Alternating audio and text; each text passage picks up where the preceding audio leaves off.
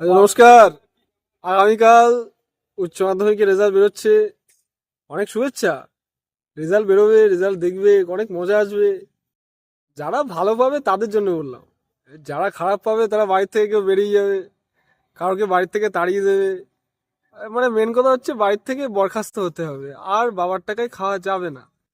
So you have to get out from your house. Sorry, you will be forced by your parents to get out from your house.